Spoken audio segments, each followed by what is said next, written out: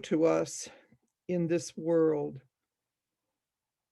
We ask that you be with us as we learn about another woman who has done so much to help this world become a better place, has a woman who has recognized social injustice and has done something about it.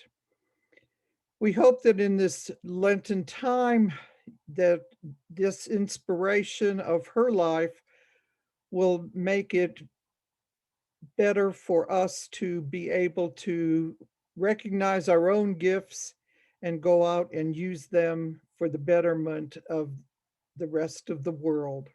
Amen. As I said, this is a Lenten series of the Episcopal Women's History Project.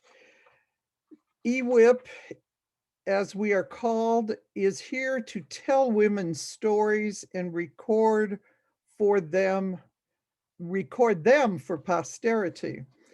We hope that this series has inspired you so far and that will continue to inspire you to join us and be part of that mission statement. Today we will hear about Pauli Murray from Senator Kim Jackson. Senator Jackson represents District 4, which includes DeKalb and Gwinnett counties in the Georgia State Senate. Growing up in the rural South, Kim made her home in Georgia 10 years ago. She graduated from Candler School of Theology and was ordained an Episcopal priest. She's always been an advocate for social justice, serving as college chaplain, consultant, preacher, and parish priest. Today, as the vicar of the Church of the Common Ground, she ministers to people and who minister to her also, who are experiencing homelessness in downtown Atlanta. She and her spouse live on a small urban farm in Stone Mountain. We thank Senator Jackson for taking time to be with us to hear about Pauli Murray, who, like her, advocated for social justice. Senator Jackson, I turn it to you. Well, good afternoon to everyone. Thank you all so much for having me. It's really an honor to be able to be here with you all to talk about Pauli Murray, who is, for me, definitely someone who I think has shaped and formed my own life. And I feel very much like I stand on her shoulders and her legacy. And so we'll talk a little bit about that along the way and about the ways that my own story and journey as an Episcopal priest, as a Black queer Episcopal priest, has intersected with Pauli Murray's life as well. So I'm going to take a moment here and I'm going to share my screen as we kind of walk through a little bit about Pauli Murray. So here we go. So Pauli Murray, her life began in 1910 in a time in which women had definitely not been ordained, in a time in which what it meant to be a woman meant that there were a lot of restrictions. And even still, born in that time, Pauli had a real great sense of justice. And so many people, our own presiding bishop has talked about this, have talked about the way that Pauli really understood kind of where this country could go many, many years before we were able to move that way. She was already thinking about women's rights and LGBTQ rights way in advance of where this country moved. So Pauli Murray, over broad speaking, who was Pauli Murray? She was an Episcopal priest, which ironically, I probably should have put that last because that happened in the later part of her years. Before becoming a priest, she was an advocate and an activist, a lawyer.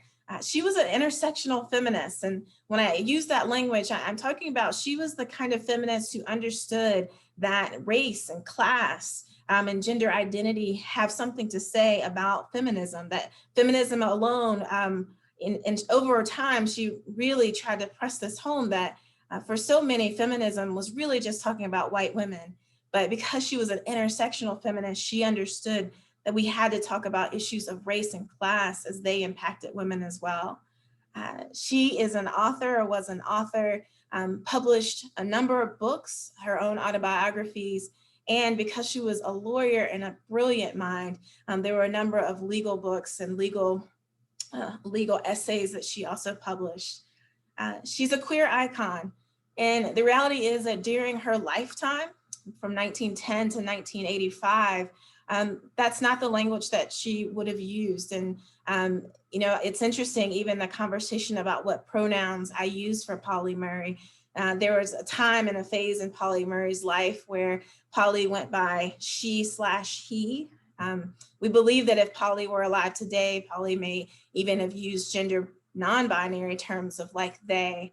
But for those of us who are a part of the LGBT community, we certainly understand that she is a queer icon, and she's a civil rights activist. And I think that during Women's History Month, it's really important that we lift up and highlight women who were part of the civil rights movement, because oftentimes the iconic pictures that we see are those of, the Dr. Martin Luther King, it's the John Lewises, it's the men, it's the Black men who were a part of this. But Pauli Murray was, in her own right, an incredible civil rights activist, and really gave us some of the great brilliance that helped advance this country around issues of race and integration.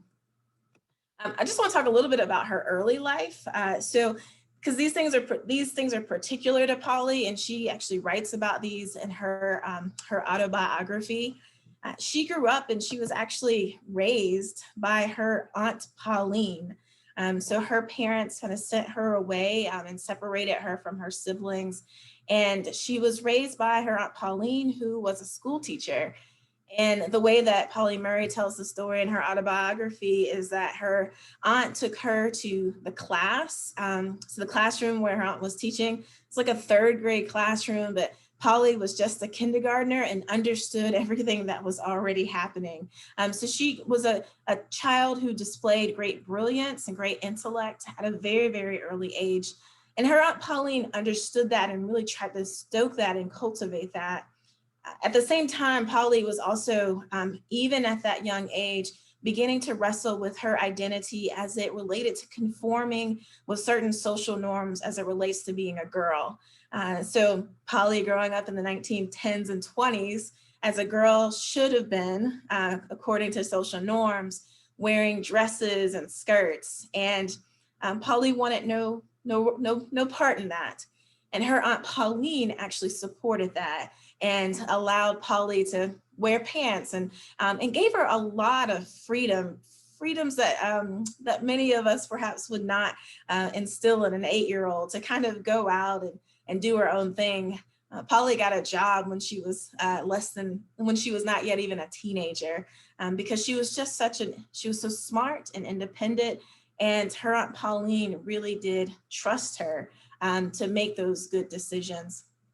Now, the other thing I'll say about her Aunt Pauline, and I hope those of you who are on this call who are aunties or mothers or friends, Aunt Pauline remained an incredible influencer in Pauli Murray's life for the entirety of Aunt Pauline's life.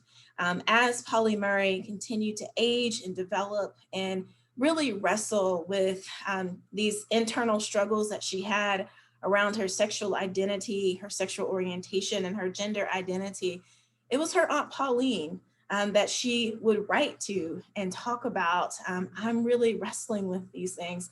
And her Aunt Pauline was a safe place to do that.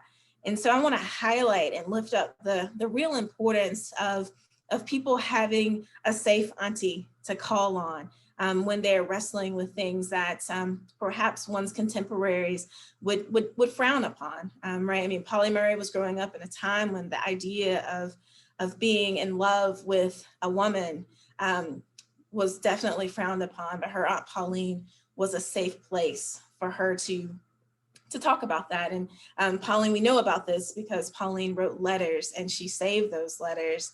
I think so that you and I would be able to have these kinds of conversations.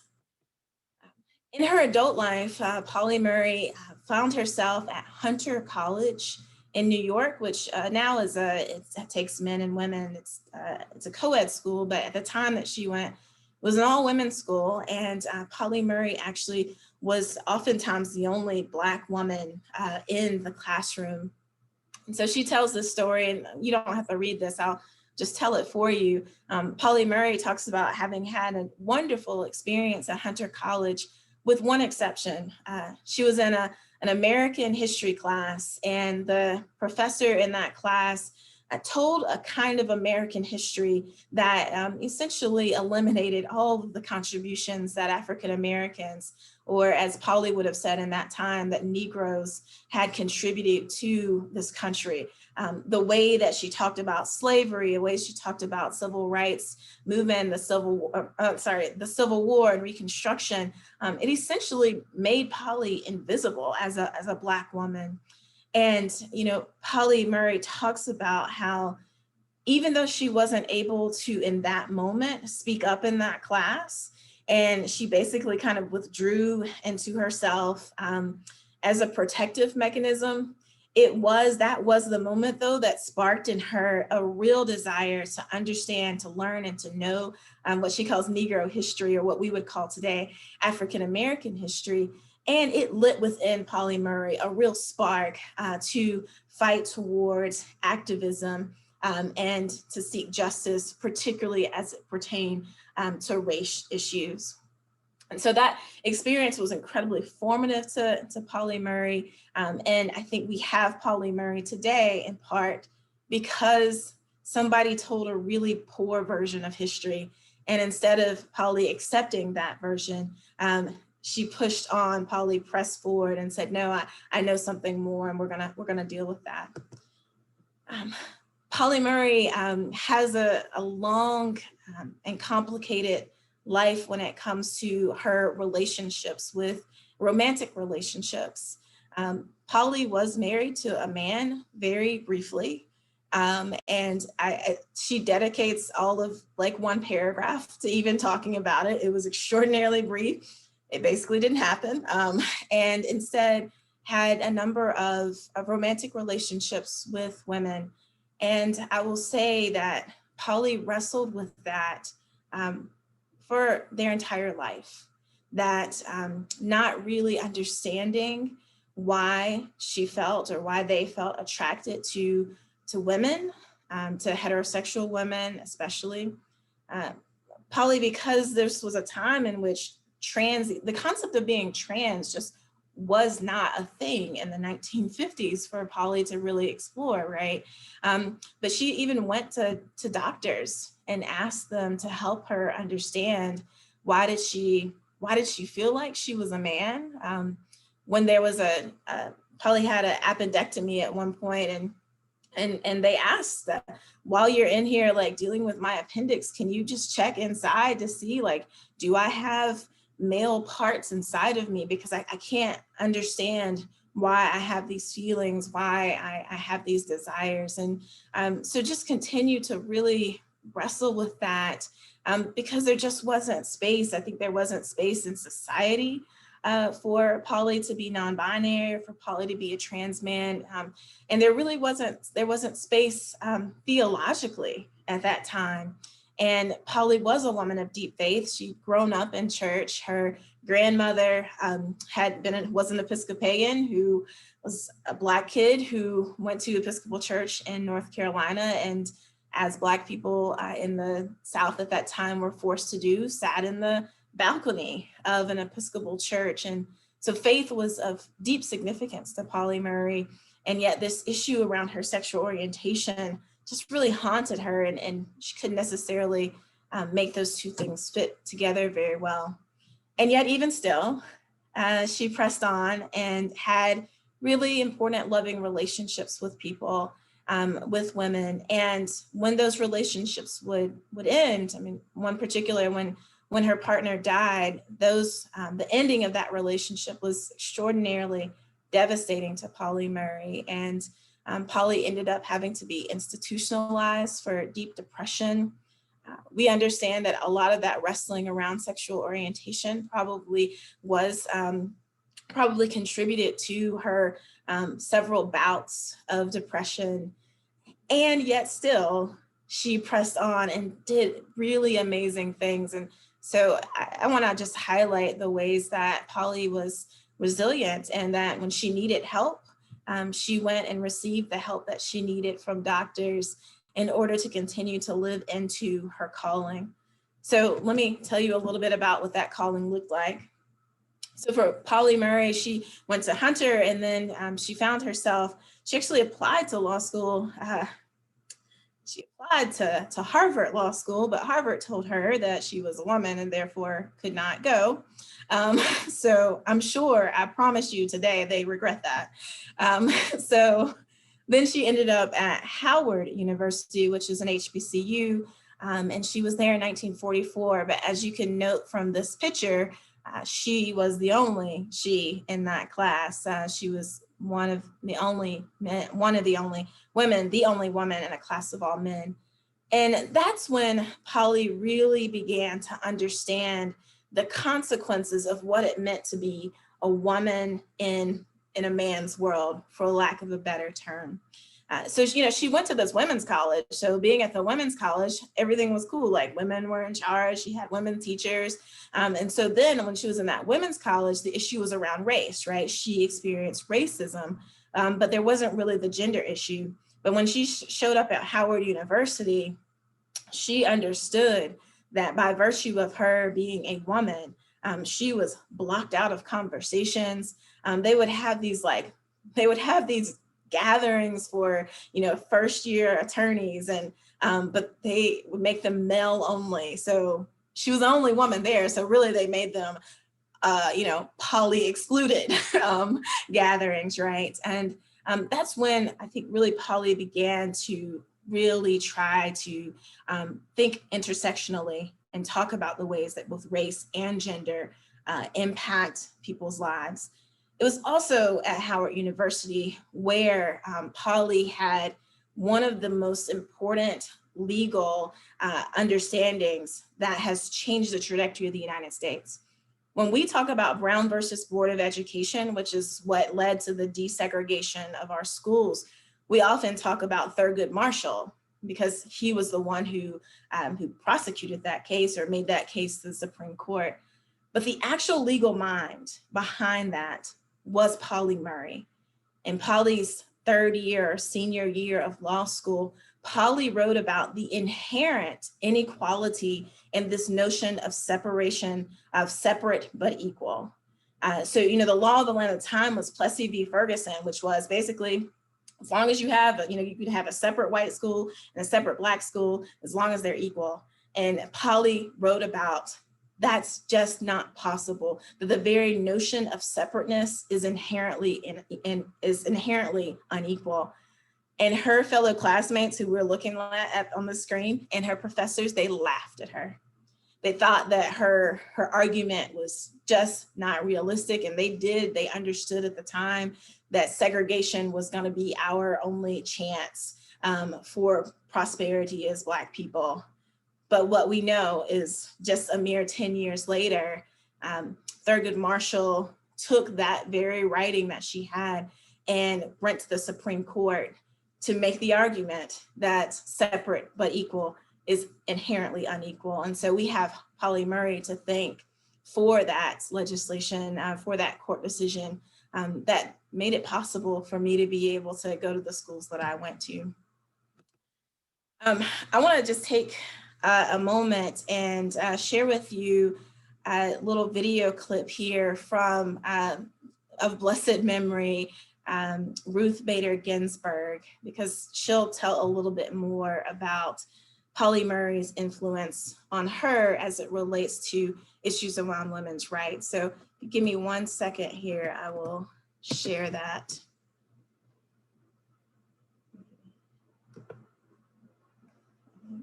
Can you all see that screen? Did the screen change for you all? Do you see Ruth Bader Ginsburg? No, okay.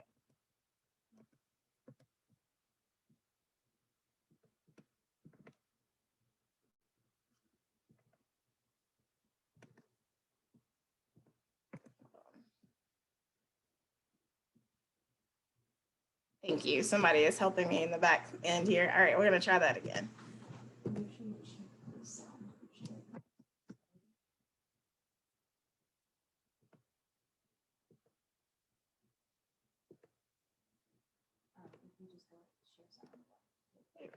Okay. Here we go. Here's Ruth Bader Ginsburg of blessed memory. Did you see the picture of Pauli Murray's class at Howard with the lone woman? When did I first become aware of Pauli Murray? In the summer of 1958. I was engaged as a summer associate in a law firm, and I was taken to meet the lone woman associate, Pauli Murray. I thought she was remarkable. She had written the book about her family, Proud Shoes, and I had read that, so I knew a little bit about Pauly. My closest affiliation with her was when she was on the board of the ACLU. I saw her working at her office in Paul Weiss, but that was just fleeting as I was going down the corridor.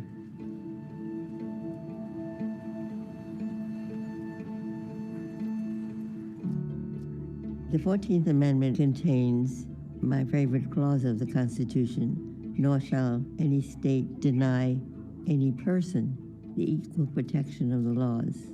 Pauly had the idea that we should interpret the text literally. It said any person, not any male person. She wrote this remarkable article called Jane Crow and the Law, where she called attention to all the laws that restricted what women could do.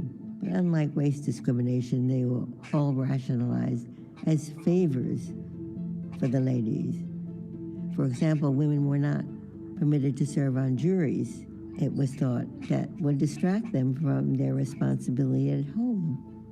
The idea of Jane Crow was to show that classifications dividing the world up that way were not benign. They did not operate benignly in women's favor. Years later, Justice Brennan put it very well.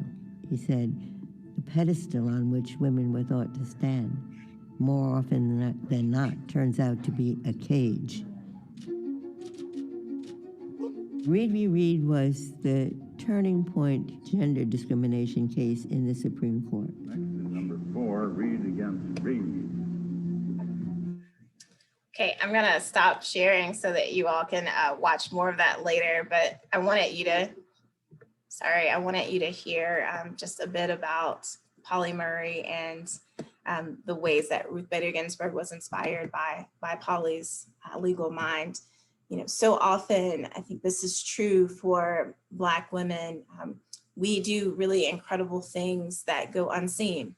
And Ruth Bader Ginsburg saw, and we all know Ruth Bader Ginsburg, right? But so many of us didn't get to know the name of Pauli Murray until really recently. And I believe that's in part because Pauli Murray was Black.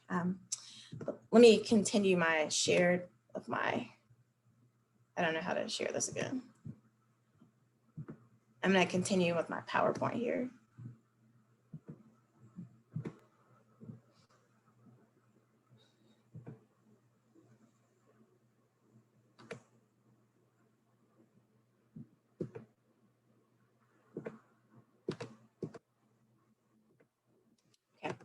So just to continue, so Pauli Murray came up with this really incredible point around the reasons why Jane Crow was ultimately a cage and hurt us and really did help to transform issues around women's rights.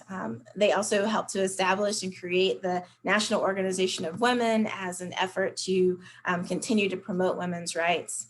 And things in this country as a Black person were hard and challenging. And so Pauly actually took 18 months off and went to Ghana, where they didn't have to deal with racial discrimination, and was really able to get back in touch with their roots and just kind of escape I mean, remember what time we're talking about. We're talking about 1950s, early 1960s, being Black in America. Not that it's necessarily easy now, but that was a particularly tumultuous time to be Black. And so Pauly was able to take 18 months off to go to Ghana and to teach about ideals around democracy and women's rights. Unfortunately, the folks in Ghana didn't necessarily take too well for her ideas about democracy either. And so Pauly found themselves returning to these United States. And I don't know if you all have read anything about Pauly in the news in the last couple of years, you'll know that there's now a building named after Pauli Murray, and that's because Pauly went to Yale University for higher education. Note that Pauly chose a different Ivy League school than the original one, since they would not admit her, and found themselves at Yale. And now, in celebration of Pauly's life and their influence, Yale University has named a building after Pauly. You know, later in life, so Pauly spent a significant amount of her time teaching, which you might note the influence of her aunt, and who was a teacher, her aunt Pauli. Pauli Murray spent a lot of time really honing her craft as a teacher, as a legal scholar, and as a person who just wasn't willing to back down around when it came to issues of discrimination. And so Pauly was just as quick to write a brilliant piece, what we would call now a think piece, was just as quick to do that as they were just as quick to put on their shoes and go marching. I think it's really important to note that Pauli Murray sat down in a bus, in the white section of a bus, a full 15 years before Rosa Parks. And so that's, you know, a part of Pauli Murray's story, is that she's always just been ahead of her time and really understanding the importance of breaking down these barriers, of breaking down barriers between what it is to be male or female, breaking down barriers of what it is to be Black and white. Pauly sat down and was arrested for sitting down in the white section of a bus in 1940, a full 15 years before Rosa Parks. Late in life, in her 70s, Pauli Murray found herself, I guess late 60s and 70s, found herself feeling called to ministry. And she writes about this in her autobiography, and she talks about how it was actually a surprise. So I suspect there are people, in fact, I know there are people on this call who remember well the arguments and debates that the Episcopal Church had around whether or not we should ordain women. And Pauli Murray, as a layperson, had been involved in some of those ad hoc groups talking about whether or not women should be called to ministry. But for the most part, that wasn't what they were thinking about for their own life. But as God sometimes does, God is always full of surprises. And Pauli Murray found themselves in seminary, and actually went to seminary before it was quite, you know, we had those irregular ordinations. So before it was regular to ordain female priests, Pauly went ahead and went to seminary. And then after seminary was in fact ordained. And she tells this really beautiful story about their ordination. And I think it's one that, if there are other priests on this call, that many of us will understand in some ways. Pauly talks about the day before their ordination. There was this overwhelming sense of like, oh my goodness, am I doing the right thing? And because women's ordination was so new, and there were still, I mean, Pauly had sat through all of the arguments about why women shouldn't be ordained, and the ways that people use biblical scriptures to say that women shouldn't be ordained. Well, on the night before her ordination, she remembered every one of those debates, all of those arguments, and she had that overwhelming sense of, wait, maybe this isn't right. What if this isn't right? And I will say, as a Black queer woman who was raised in a tradition that said that queer people, that LGBT folks should not be ordained, I certainly understand what it is to be that night before your ordination and wonder, what if those other people were right? What if the people who said that women shouldn't be ordained, what if they're right? What if the people who said that people being gay, you shouldn't be ordained, what if they're right? And Pauly talks about, she had a friend who said, I was afraid that God was just going to strike me down dead by lightning, if I stood up there and did it. But the beauty of Pauli Murray's story is that as she was kneeling to be ordained and to have hands laid upon her, she was in the National Cathedral, and Pauly writes about how suddenly the sun kind of broke through the glass, and there was just this shatter of rainbow lit glass that came through. And it was so powerful that the congregation audibly gasped at the beauty of this sun breaking through in that moment. And for Pauly, that was the sign, right? That this is good, that God approves. And thus Pauly became our first Black ordained Episcopal priest in this church. I want to conclude my remarks actually with Pauly's words, and I'll take questions, and there's more that I can say, but I want to conclude with these words, and I'm going to let you see my face while I read these to you. This is speaking of her ordination, and this is late in her life, and Pauly says, all of the strands of my life came together, descendant of a slave and a descendant of a slave owner. I had already been called a poet, a lawyer, a teacher, and a friend, but upon being ordained, now I was empowered to minister the sacrament of the one in whom there is no north or south, no Black or white, no male nor female, only the spirit of love and reconciliation, drawing us all towards the goal of human wholeness. Indeed, that is what it is to be a priest in God's church, one able to offer the gift of reconciliation. Even when there have been parties and people who have rejected you and said that you don't belong, Pauly was able to administer the sacraments to Black and white, to queer and straight, a sign and symbol of God's love and reconciliation for us all. So with that, I certainly would welcome any questions that you all may have.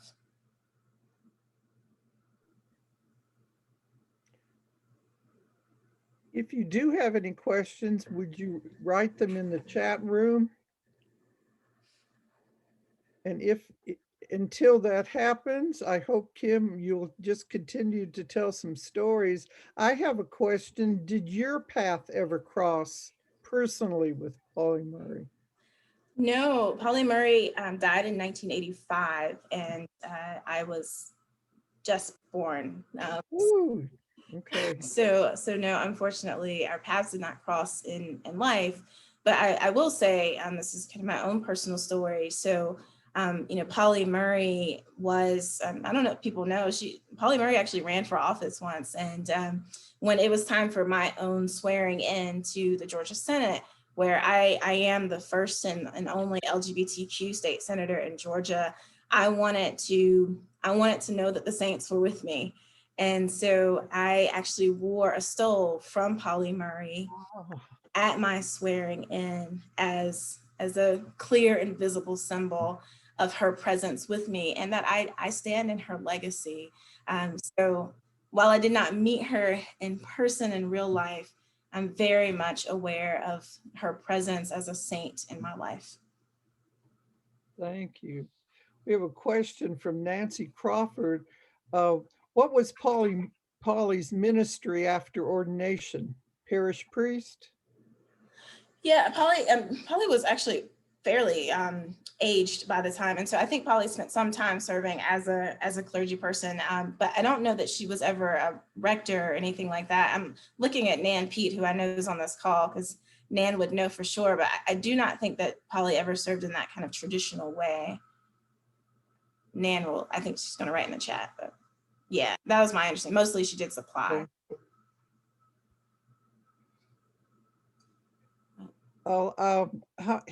Let's see, Margaret Hardy says, has anyone looked into whether Aunt Pauline could have been gay?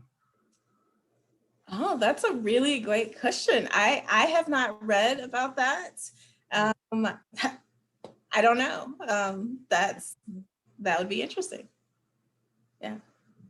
I think what we do know for sure is that Aunt Pauline did not conform to, or did not feel the need to force Pauly to conform to this, to conform to the social constructs of that day. And so I don't know if Aunt Pauline herself was gay, but I do know that she at least had some more liberal thoughts around what it means to be a girl growing up. So yeah, that's a really great question that I don't know. And Patricia Marks is curious to know how you first learned about her.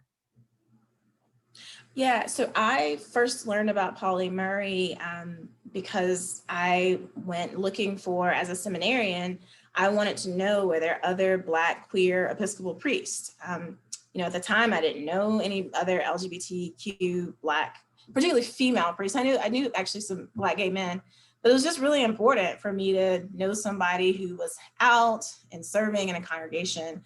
And interestingly, before I could find a person who was alive and in the flesh, the first name when I asked at the seminary that came up was, well, there was Pauli Murray. And I began to immediately delve into and to learn her story more because she's just so amazingly incredible, right? And to see that not only was she, the first Black priest, that she was also in these same-sex marriages, but also that she was just this brilliant legal scholar who very much understood that as a person of faith, I mean, that's the thing we really need to name here is that, her approach to these issues around equality came out of a deep sense of faith that God has created us all as equal, that we are all God's children. And so I really resonated with her sense and call to justice as well. I'd like to ask if Nan Pete would be willing to share. Nan says that she has met her on 2 different occasions. Yes, Joanne, can you Yes, hear me? would you tell Thank you, about Kim. When I went to seminary, at General Seminary, Pauly, because she had gone to General, came up each year and, spent time at the seminary. And we would sit and talk, and she was one of my classmates from the Diocese of LA, was having a really hard time. And he was an African-American and gay, but that time was still really closeted, but was having a difficult time. And she went and was his advocate. And we talked about it, and she talked about her experiences and what she'd done. And, and Dana ended up getting ordained, not out of LA, but out of Newark. But yeah, she was small. I mean, she was, I don't think she was 5 feet. She may have been 5 feet, but she had a presence that was awesome. I mean, she twice her size. I mean, she could fill up a room being this small person and not just say anything, but just being who she was. And she cared deeply about other people. Justice for her was about, love was about justice. And if you didn't treat everybody equally, then, that's how she saw her Christian vocation, living it out. And she also said that being a priest brought all parts of her life together. What she had done as a lawyer and all, it was like full circle. And that was helpful to me because I was a second career person too. And it was like, for such a time as this, she was born. Mm-hmm. But she served at that time, she was serving as an assistant in Baltimore. I think it was because a friend of mine went after, when he finished seminary, he went to serve in that same parish. Holy Communion, Holy Evangelist, I don't remember which one, but she served. I mean, it wasn't a full-time parish, but because they couldn't afford it. But yes, I was privileged to know her, not know her, but be around her for the time she would come up to the seminary. And you had said in the chat that she served a parish in Baltimore. And Yes. Betty Lane said mostly she did supply work. Yeah. And Charlene Wiltshire says that I think she had an affiliation with St. Titus Episcopal Church in North Carolina. So I will say Pauli Murray came back. She was ordained in the National Cathedral, right? But she celebrated her first Eucharist in the Chapel of the Holy Cross in North Carolina with her family church. Yes. And in so doing, became the first woman to celebrate the Eucharist in North Carolina. So I know that she had a strong, long-term affiliation just by a family to the Chapel of the Holy Cross. Yeah. And someone else, Susan Middlestat would like to know if we have a last name for Aunt Pauline. I don't. I was looking in her book. I don't know her last name at the time right now. Somebody else. I know Betty Lane is clearly an expert on Pauly Lane who answers all the questions. So hopefully Betty Lane will be able to provide that. Aunt Pauline Dane is what she says. Thank you, Betty.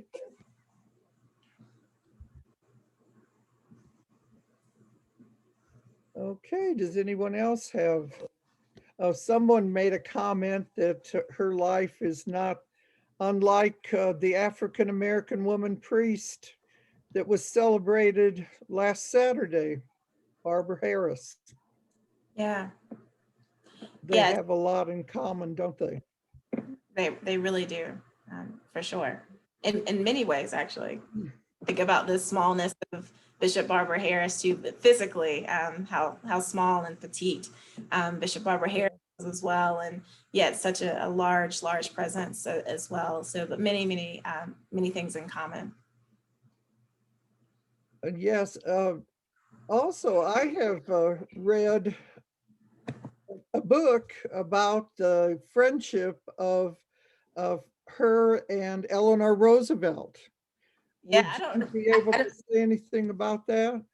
Yeah, so I'm not actually sure why I left that out. It's clearly in my notes, but a long-term friendship, a writing relationship. This is actually how we know a lot about Pauli Murray's because, well, she left all of her papers. I think Pauli Murray understood. It seems very clear to me that Pauli understood that at some point people would recognize the value and the legacy that they had to offer to this world, because Pauli made sure that we got all of her papers and letters to verify that. So I'm very grateful for that. But yes, they were friends. They wrote.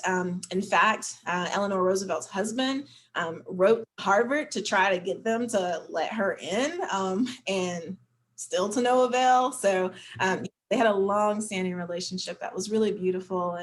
And if you get a chance to read those letters and correspondences, I encourage people to check them out. And it was so interesting to me how they got together, that Pauly was apparently she was homeless in New York, is that correct? And that Eleanor Roosevelt had created a retreat home for homeless women. And Pauly got there somehow, and it helped her out of it, I think. Yeah. I mean, that's one of the things about, I think, these intersections between being Black and a woman and in that particular time period, but also that even though Pauli Murray was brilliant and so incredibly talented and helped create so much that honestly, all of us women on this call today have benefited from her greatness and brilliance. She actually lived in poverty and close to poverty for a significant portion of her life. And so that's something for us to remember. And I will say, I think her closeness to poverty probably helped inspire her to continue to push to break some of these barriers, because ultimately, she understood, I think really understood the struggle in a way that perhaps other people wouldn't. Lynn Hope has reminded us to look online for the Pauli Murray Project in Durham, where they've been at hard work for a decade getting the house ready and restored for to be a centerpiece of history and education. And I know they've had a hard time getting money, so I guess anybody who has an extra dollar or two, they'd appreciate the help. Mm. Yeah. I will say that I saw in the chat somebody asked me about the phrase queer, and I think it's Tula. Says that I use the term queer to describe Pauly and my own sexuality. How did I come to use that specific term as compared to LGBTQ? So, I mean, LGBTQ, the Q in LGBTQ is queer, but I choose to use that particularly for Pauly because Pauly doesn't ever say that she's lesbian. Pauly doesn't ever say that they're trans, right? Like, Pauly doesn't use those words. Pauly had romantic relationships with women and really struggled with those. So I think for me, I don't want to necessarily put a very specific narrow term like lesbian or, Pauly was married to a man very, very briefly. So I don't want to put bisexual on her. I think that it's a much more holistic term, and to use the term queer to describe their life and their romantic relationships as opposed to some of the more narrow terms. But and just like for point of information, I think that many people today, younger folks perhaps in my generation, we use the term queer as kind of the umbrella term instead of all the letters, but that queer is this kind of broader term that speaks to any number of people who exist within the broader LGBTQ community.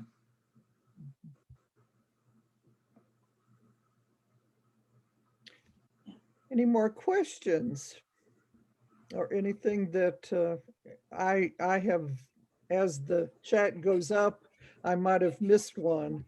And if I missed it, I apologize, and please remind us. As I say, Joan Gunderson makes the comment that Eleanor Roosevelt sent Pauly flowers for her graduation from Howard. I know they had a dear relationship. Yeah. I see somebody's asking about Pauly's identity as a poet. Pauly published a book of poems. I think there maybe can be 2 out there, but that was a form of writing that she very much enjoyed and put out there often. And so obviously, I mean, in her final words in her own autobiography, like, she identifies as a poet and began that work early. So some of Pauly's in her earlier life, her publications were poetry. We have the benefit of her autobiography that comes, at near the end of her life, essentially a song in a weary throat. But long before those autobiography, Pauly wrote poetry, really, really beautiful poetry. Yes, and somebody wrote this, let's see, Patricia Marks. Thank you. I'm proud to have you representing all of us in Georgia. And I'm not in Georgia, but I can say I'm proud that you're in there too, fighting the good fight. And it's John Lewis's, what is his term? Not good fight, good trouble. It's good trouble. Good trouble. trouble. Good trouble. I know you're doing good trouble in the Senate there, and it's so needed and so appreciated. Yeah, well, thank you all for the opportunity to talk about this just incredible person. I was on a podcast out of North Carolina, which is, Pauly's home state, and talked about they're looking for like the next Pauly, and there is not a next Pauly. But I do very much know that I stand in her legacy, and every day as I try to make decisions down here in the Georgia State Senate, I'm trying to do them through a lens that is intersectional, through a lens that is aware of issues of poverty and of race and of injustice. I'm trying to do justice to Pauly and to the legacy that I stand in. And so I'm very, very grateful for this opportunity to share a bit about her life. If you're interested in learning more about her, her autobiography, A Song in a Weary Throat, is where most of this information about her actually comes from. But it's really beautiful, and it's just a full telling of her life in her own words. And so I do encourage you all to check that out if you're interested in learning more about her. Thank you. And we have a couple of minutes. If you wouldn't mind, can you tell us something about what you're going through in the Senate right now? What's happening and how you're dealing with it? Yeah. So, I mean, I think Georgia has made the national news. Perhaps you guys are, you all are fairly aware that we have had a number. The number is so high now, I don't even begin to quote how many bills that are supposed to be fixing our voter system have been introduced, but they are substantial. And essentially, these bills make it more difficult for people to vote. And so here in the Senate, you know, my job, we are in the minority, well, my party, I want to try to keep this nonpartisan as I can, but those of us who are interested in maintaining access to the ballot box are in the minority. And so our strategy has been to continue to raise the important questions about is this logical? You know, so they wanted to get rid of souls to the polls, which is really, they wanted to get rid of Sunday voting. But that's when souls to the polls happens, which is this whole movement. I don't know if you guys do this in other states, but in Georgia, when we have Sunday voting, Black churches all across the state, when they get out, they'll get on buses and people will go down to the polls, souls will go to the polls, and they will vote as a part of their civic duty and as a part of their kind of Christian duty, right? And so, you know, our job has been to raise that and say, you know, why are you getting rid of Sunday voting?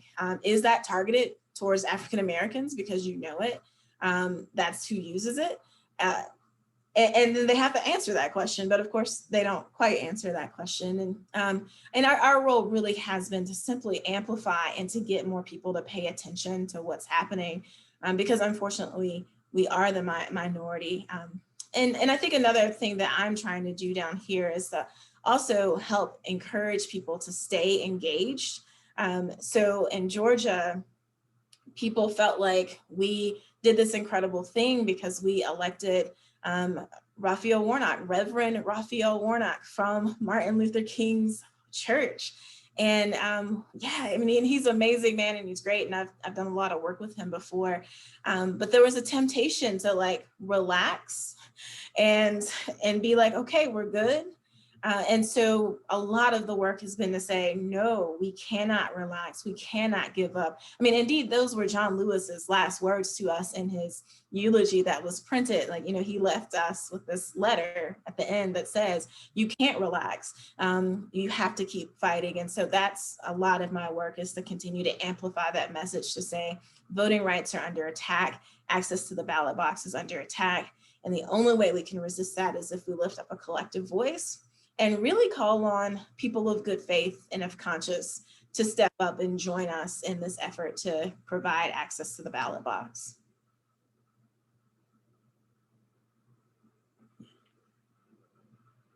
Thank you so much, Kim. This has just been, it's just been inspiring is the best word I can use. And there's several people on our chat who are very well versed in the life of Pauli Murray, but I know that there are many who really, this has been an opening for them, and that's what we are happy to do in the Episcopal Women's History Project, is open all women to know those women who came before and did such wonderful things for us, to help us to find out who we are and what our place is in the ministry that we are called to. So thank you once again, and we support you. We'll pray for you, and hope that we can turn some of this around. And before we leave, I would like to invite Robin Sumners to tell us about the talk she will be giving next week. What is this little thing later? Okay. Next week, I'm going to do a presentation about my great aunt, whose name is Gertrude Sumners, who was born in 1900, and she was a missionary to Japan at a time when there was not a lot of enthusiasm for Christianity in Japan. And her story is very interesting. And personally, for me, she was a very important person in my growing up within the Episcopal Church and how important that was for me. And her story is not, she's not well known. I don't think the people who went to Japan actually did get a lot of attention. And she was there twice. They sent her home during the Second World War. It took her 3 years to get home. I can tell you about that start. But she's a very interesting woman. And again, I think a woman, my family will probably have a heart attack over this, but we all think that perhaps she also was gay. She had a companion from Japan who stayed with her when she was dying, who came over from Japan. So I'll tell you about that too. So I have loved all of these things that we have had in this series of Lenten service. And we've especially pleased with Yane, who said, let's call it Women Worth Knowing, which I think has been so impressive from all of us. So thank you. Go in peace to love and serve the Lord.